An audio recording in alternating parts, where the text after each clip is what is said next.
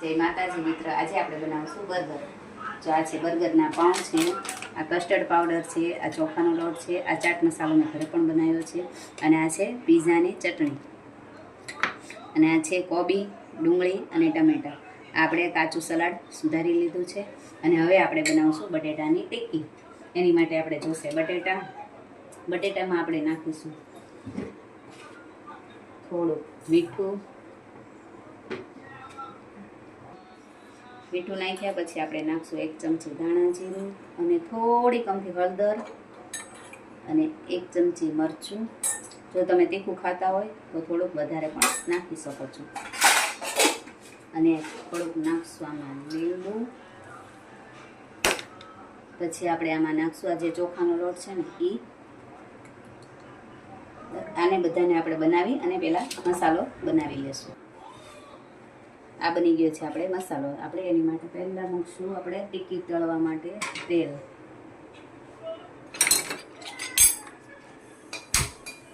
અને થોડુંક ધીમા તાપે એને થવા દઈશું. ત્યાં સુધી આપણે આને બનાવી લેશું ટિક્કી.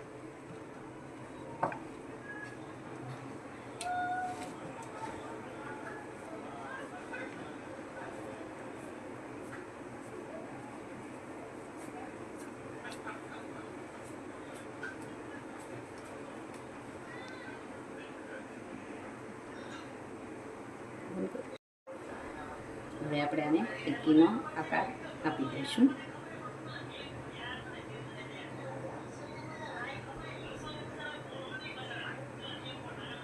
અને આપણે ધીમે ધીમે પહેલાં આ કાંટો લેવાનો છે, એ કાંટાથી જ આપણે કરવાનું છે, બહુ ઉતાવળ કરવાની નથી. અને આવી રીતે જ આમ ફેરવી નાખવાનું છે. હવે આને આ બાજુ પણ ચડવા દેવાની છે ધીમા તાપે. આપણી બની ગઈ છે. હવે આપણે કરીશું લોઢી ગરમ. લોઢી થોડીક વાર તપે ત્યાં સુધી આજે આપણે બર્ગરનું પાઉં છે એને આપણે કોટિંગ કરી લઈશું. કટિંગ થઈ ગયું છે. હવે આપણે લોઢી ઉપર મૂકશું ઘી.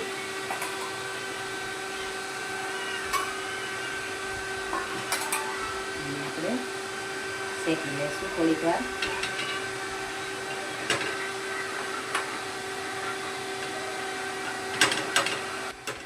પાઉં આપણે સરખી રીતે જ શેકાઈ ગયા છે. આપણે ગેસ બંધ કરીશું. પાઉંને આપણે નીચે ઉતારી દઈશું.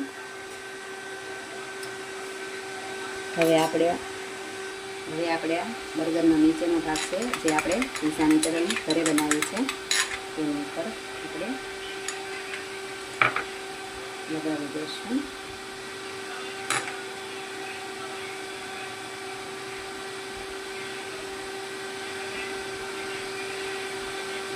બે પાઉં પર પીઝાની ચટણી આપણે લગાવી દઈશું.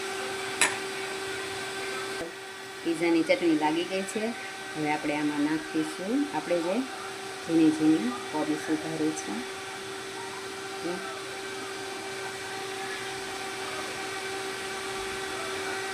કોબી પછી આપણે લઈશું ટમેટો. પછી લઈશું આપણે ડુંગળી. હવે આપણે લઈશું આ મસાલો, જે ચાટ મસાલો આપણે બનાવ્યો છે.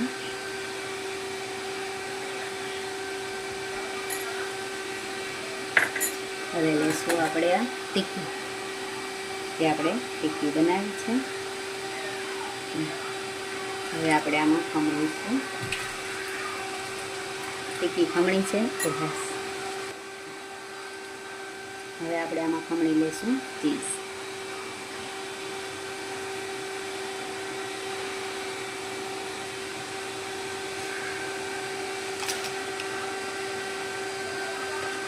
ચીઝ ખમણાઈ ગયું છે. હવે આપણે પાછો એમાં વપરાવશું થોડોક ચાટ મસાલો. આપણે આમાં માયોનીઝ નથી નાખ્યું, કેમ કે આ છોકરાને ખાવાનું. છોકરાને માયોનીઝ બહુ માટે સારું નથી, એટલા માટે. બર્ગરને આપણે આમાં એક કળી ખૂતાડી દઈશું, જેથી આપણે ઘડીક વાર પ્રે કરે અને આપણે સોમાં પણ સારું લાગે. આપણે મૂકશું લીલી ચટણી, એની સાથે લાલ ચટણી અને થોડી વેફર